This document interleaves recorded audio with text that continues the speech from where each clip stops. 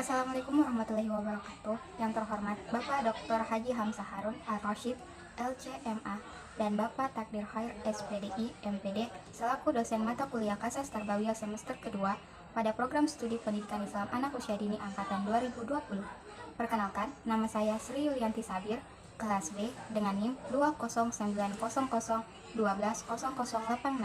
Jurusan Pendidikan Islam Anak Usia Dini Fakultas Tarbiyah dan Keguruan Universitas Islam Negeri Alauddin Makassar.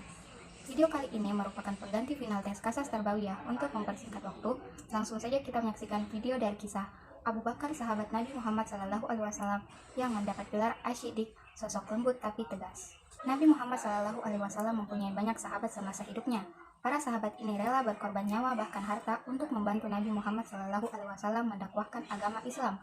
Satu di antara sekian banyak sahabat yang dikenal sangat loyal dengan Nabi Muhammad SAW adalah Abu Bakar As-Siddiq. Abu Bakar As-Siddiq termasuk di antara orang-orang yang paling awal memeluk agama Islam, atau yang dikenal dengan sebutan As-Sabiqun Al-Awwalun. Setelah Nabi Muhammad wafat, Abu Bakar menjadi khalifah Islam yang pertama pada tahun 632 hingga 634 Masehi. Abu Bakar adalah satu di antara 4 khalifah yang diberi gelar Khulafaur Rasyidin atau khalifah yang diberi petunjuk. Abu Bakar menjadi khalifah selama 2 tahun, 2 bulan, dan 14 hari sebelum meninggal karena sakit. Abu Bakar As-Siddiq lahir pada tahun 572 Masehi dan wafat pada tanggal 21 Jumadil Akhir 13 Hijriah atau 23 Agustus 634 Masehi dengan nama lahir Abdullah bin Abi Quhafa. Rasulullah SAW memberikan gelar As-Siddiq atau yang berkata benar setelah Abu Bakar membenarkan dengan adanya peristiwa Isra Mi'raj Rasulullah SAW, sehingga ia lebih dikenal dengan nama Abu Bakar As-Siddiq. Abu Bakar As-Siddiq dilahirkan di Mekah dari keturunan Bani Tamim dengan suku bangsa Quraisy. Beberapa sejarawan Islam mencatat Abu Bakar adalah seorang pedagang, seorang yang terpelajar, hakim dengan kedudukan tinggi, serta dipercaya sebagai orang yang bisa menafsirkan mimpi. Memeluk Islam dari kitab Hayatus Sahabah atau kehidupan para sahabat, dalam bab dakwah Nabi Muhammad SAW kepada perorangan, dituliskan bahwa Abu Bakar As-Siddiq masuk Islam setelah diajak oleh Rasulullah SAW.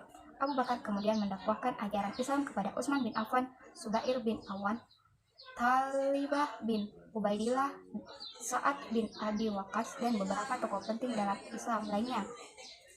Istri Abu Bakar yaitu Utailah binti Abdul Usah tidak menerima ajaran Islam sebagai agama sehingga Abu Bakar menceraikannya.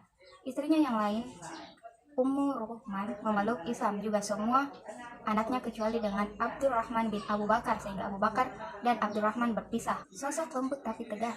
Sebelum memeluk agama Islam, Abu Bakar RA terkenal sebagai orang baik, lembut hatinya, suka menolong dan memberi maaf. Setelah memeluk agama Islam dan berkuasa sebagai khalifah pengganti Rasulullah SAW dalam memimpin negara dan umat, Abu Bakar RA adalah orang yang benar-benar memahami sabda Rasulullah SAW, yaitu, "Ya Allah, siapa saja yang diberi tanggung jawab memimpin urusan perintah umatku dan menimbulkan kesulitan bagi mereka, maka persulitlah dia. Dan siapa saja yang memerintah umatku dengan sikap lembut atau bersahabat kepada mereka, maka lembutlah kepadanya." Hadis riwayat Muslim. Namun, sebagai khalifah, beliau harus menjalankan kepemimpinannya dengan Al-Quran dan Sunnah Rasulullah SAW dan wajib menjaganya agar supremasi hukum syariat tetap terjaga. Oleh karena itu, dalam mempertahankan kedaulatan hukum syariah, Abu Bakar tidak segan-segan mengambil tindakan tegas bagi siapa saja yang hendak menghancurkan umat Islam. Seperti yang beliau lakukan kepada kaum muslim yang murtad dan tidak mau membayar zakat. Setelah mendengar kabar wafatnya Rasulullah SAW, sekalipun para sahabat yang diminta pendapatnya masih mengampuni tindakan orang-orang yang tidak mau membayar zakat, itu selama mereka masih sholat. Tapi Khalifah Abu Bakar tetap dalam pendiriannya. Di depan kaum muslimin, beliau berpidato, "Wahai kaum muslimin, ketahuilah saat Allah mengutus Muhammad, kebenaran itu, Islam, selalu diremehkan dan Islam dimusuhi sehingga banyak orang yang enggan memeluk Islam sebab takut disiksa. Namun Allah Subhanahu wa Ta'ala menolongnya sehingga seluruh bangsa Arab bisa disatukan di bawah naungannya.